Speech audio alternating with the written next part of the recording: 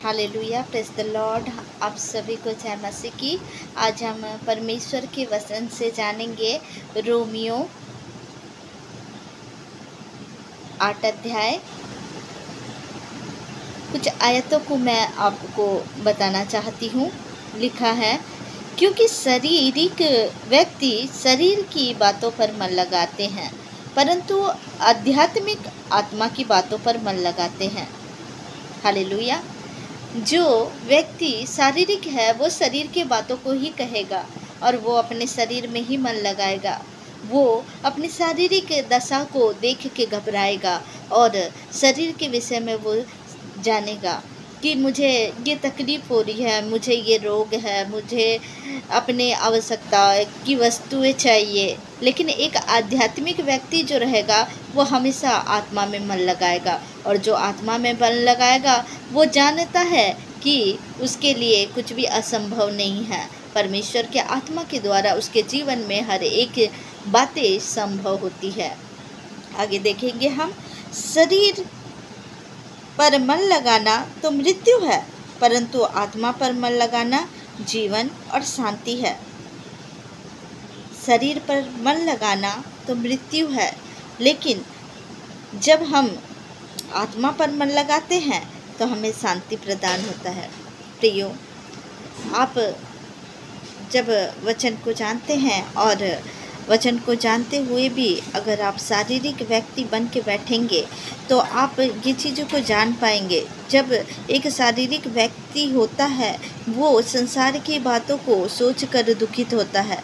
वो दुखित होता है कि मुझे अपनी सुख सुविधा की चीज़ें प्राप्त नहीं हैं। लेकिन जो आत्मिक व्यक्ति है, जो आध्यात्मिक व्यक्ति है, वो आत्मा की बातों को जानता है, भली भांति जानता है, और वो जानता है कि परमेश्वर उसके लिए हर एक चीज़ों को प्रोवाइड कराएगा।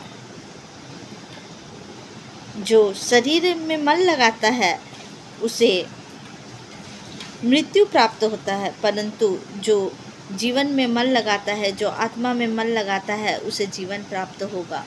शरीर का मृत्यु हो जाएगा, लेकिन आत्मा तो अमर है प्रियो। और जब हम आत्मा के बारे में जानेंगे, आत्मा के विषय में सोचेंगे और अपने जीवन को यापन करेंगे तो हमें उसमें जीवन प्राप्त होगा, उसमें हमें शांति प्राप्त होगा। क्योंकि शरीर पर मन लगाना तो परमेश्वर से बैर रखना है, क्योंकि ना तो परमेश्वर की व्यवस्था के अधीन है और ना हो सकता है। और जो शारीरिक दशा में है वे परमेश्वर को प्रसन्न नहीं कर सकते। जो शारीरिक दशा में है वो परमेश्वर को कभी प्रसन्न नहीं कर सकते प्रियो।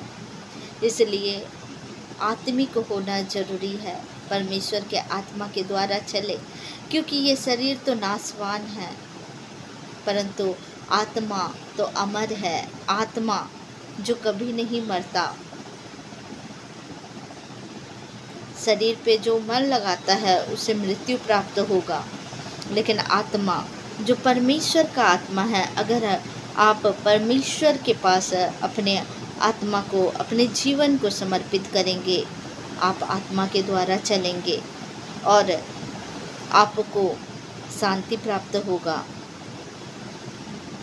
यदि उसी का आत्मा जिसने यीशु को मरे हुओं में से जिलाया तुम में बसा हुआ है, तो जिसने मसीह को मरे हुओं में से जिलाया वह तुम्हारी नश्वर देह को भी अपने आत्मा के द्वारा जो तुम में बसा हुआ है जिलाएगा। हालेलुया। यदि उसी का आत्मा जिसने यीशु को मरे हुओं में से जिलाया तुम में बसा हुआ है, जिस तरह से यीशु मसीह तीसरे दिन जी उठे, जिनके अंदर परमेश्वर का आत्मा है, आज हमारे अंदर परमेश्वर का आत्मा है तो हम मुर्दों में से जी उठेंगे। जिस तरह से यीशु मसीह जी उठे उसी तरह से वो परमेश्वर हमें जिलाएगा। हालेलुया। इसलिए कि जितने लोग परमेश्वर के आत्मा के चलाए चलते हैं वे ही परमेश्वर के पुत्र हैं। जितने लोग परमेश्वर के आत्मा के द्वारा चलाए चलते हैं वही परमेश्वर के पुत्र हैं। आत्मा आप ही हमारी आत्मा के साथ गवाही देता है कि हम परमेश्वर की संतान हैं। हालेलुया। आत्मा आप ही आपके अंदर ये गवाही देगा कि आप परमेश्वर की संतान हैं, आप परमेश्वर के वारिस हैं। आप खुद परमेश्वर के वचनों में चलेंगे, आपके अंदर भय होगा, आप आत्मिक रीति से चलेंगे। इसलिए परमेश्वर के आत्मा के द्वारा आप चले और परमेश्वर के सामर्थ्य के कार्य को आप देखें। हालेलुया। आप सभी को जय मसीह की इस छोटे से वचन के द्वारा प्रभु आप सबको ब्लेस करे। इस छोटी से प्रचार के द्वारा प्रभु आपको बहुतायत से ब्लेस करे। आप सभी को जय मसीह की। God bless you.